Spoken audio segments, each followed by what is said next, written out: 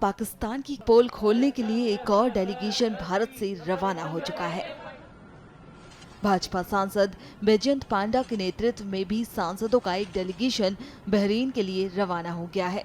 ये delegation Saudi अरब, Kuwait और Algeria जाएगा और ऑपरेशन सिंदूर पर भारत का पक्ष रखेगा।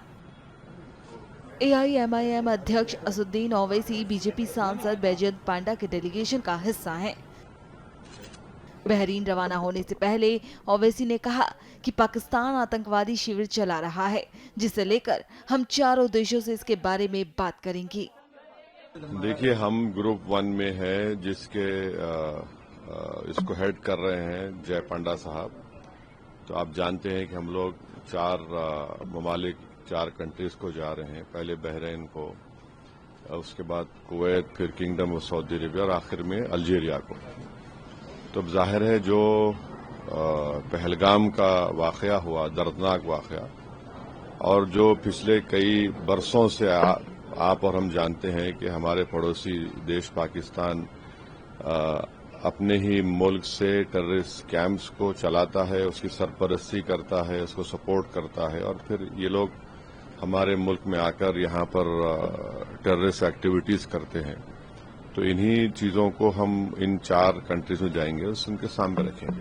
भाजपा सांसद बैजयंत पांडा ने इस दौरे को लेकर कहा, आज हमारा डेलीगेशन पश्चिम एशिया की इस यात्रा पर निकल रहा है। सबसे बड़ा संदेश वो एकता है जो भारत ने दुनिया को दिखाई है। आदरणीय मोदी जी के नेतृत्व में भारत ने जो न्यू नॉर्मल सेट किया है पिछले दशक में, यह है कि आतंकवाद के लिए हमारा जीरो टॉलरेंस है। ये नया भारत है, ये जरूर हम रेस्पॉन्स देंगे, और जो कोई ऐसा हमला करने के लिए सोच रहे हैं उनको सोचना पड़ेगा कि वो बहुत महंगा पड़ेगा उनको, और ये हम करके दिखाए हैं। भारत ने करके दिखाया है ऑपरेशन सिंदूर के जरिए, और एक के बाद एक पाकिस्तान के जो झूठ है सब पकड़े जा रहे हैं। वो जो प्रकार के सब आरोप किए थे कि भारत पर हमला किया, उनके कोई प्रमाण नहीं है।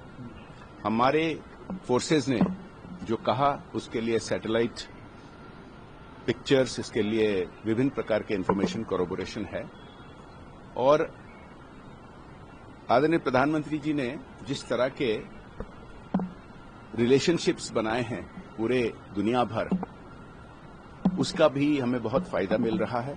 एक के बाद एक विभिन्न देशों ने हमारे समर्थन कर रहे हैं, भारत के पक्ष में बोल रहे हैं। ये मैसेज लेकिन कंटिन्यूअसली लेना है, और जो विभिन्न ग्रुप्स अभी जा रहे हैं विभिन्न देशों पर, इनका यही मैसेज रहेगा। और सबसे बड़ा मैसेज, जैसे कि मैंने कहा, कि भारत का एकता का है। वहीं सांसद निशिकांत दुबे ने कहा कि हम लौट कर आएंगे तो माहौल पूरी दुनिया में पाकिस्तान के खिलाफ होगा। जिस तरह से हम जूझ रहे हैं आतंकवाद से, तो इन देशों में जहां हम जा रहे हैं, और जो इस्लाम के लिए सबसे महत्वपूर्ण देश है वो सऊदी अरब है, जहां मक्का है, मदीना है, काबा है, वो भी इसी तरह के आतंकवाद से जूझ रहा है।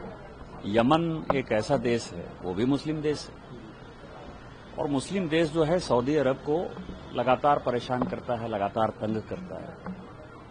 तो उनको आतंकवाद की परिभाषा पता है कि किस तरह से, क्योंकि आतंकवाद का कोई धर्म नहीं होता। पहलगांव की घटना जो है एक अलग घटना है कि पहलगांव में धर्म के आधार पर जो है पहली बार मारा गया, लेकिन जनरली ये माना गया है कि आतंकवाद जो है वो बाउंड्री के बाहर है और धर्म से ऊपर है।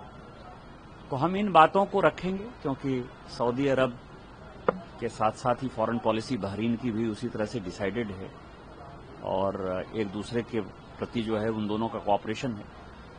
कुवैत का आपको पता है कि जहां हमको आगे जाना है, कि कुवैत के लिए कितना बड़ा वॉर हुआ। 91 का जो वॉर था वो भी आतंकवादी था, इंटरनल था, उसको कब्जा करने की कोशिश की थी इराक ने। तो ये सारे मुद्दे ऐसे हैं जिसमें कि हम निश्चित तौर पर अपनी बात समझाने में कामयाब होंगे। 78 साल से पाकिस्तान ने हमारे साथ क्या काम किया है, और जब हम लौट के आएंगे तो मुझे लगता है कि माहौल पूरे दुनिया में पाकिस्तान के खिलाफ होगा, और आतंकवादी राष्ट्र बनाने की तरफ जो है वो अग्रसर होगा। 2014 के बाद से जो भारत बदला है, कई नेताओं ने कहा, प्रधानमंत्री ने खुद कहा कि अब भारत बर्दाश्त नहीं करेगा और जिसको जिस आवाज में सुनाई देगी आवाज वो ही जुबान समझाई जाएगी। कि परसों प्रधानमंत्री जी ने कई एक बातें कही जो बहुत ही महत्वपूर्ण है। एक तो उन्होंने कहा कि आतंकी कोई भी घटना हो तो उसमें आतंकवादी और पाकिस्तान की सेना दोनों के बीच में कोई डिस्क्रिमिनेशन नहीं। एक बड़ा स्टैंड है भारत का 2025 में।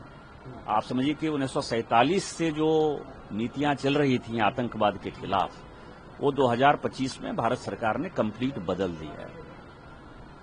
दूसरा ये है कि जब कोई आतंकवादी घटना हो जाएगी तो जो आर्मी है, जो एयरफोर्स है, जो नेवी है, उसको किसी से परमिशन लेने की आवश्यकता नहीं है। उसको भी फ्री हैंड कि आप हमारी सीमा की रक्षा करने के लिए, हमारे नागरिकों की रक्षा करने के लिए और आतंकवाद से मुकाबला करने के लिए आप आतंकवादी को मारना है, आतंकवादी को मारो, और आतंकवादी के वेश में जो पाकिस्तानी सेना है उसको मारना है, उसको मारो।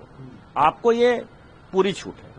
और तीसरा जो बदला 2025 में इस युद्ध में हमने देखा कि बिना पाकिस्तानी सीमा में घुसे हुए हमने जो है उनके आतंकवादी ठिकानों को तबाह किया, हमने उनके एयरबेस को तबाह किया और हमने ये मैसेज दिया कि हम आपके किसी न्यूक्लियर वार के धमकी से नहीं डरते हैं और आपको जो करना है करो, हमको जो करना होगा करेंगे और हम आपको माकूल जवाब देंगे और आपको हम नेस्तनाबूद कर देंगे।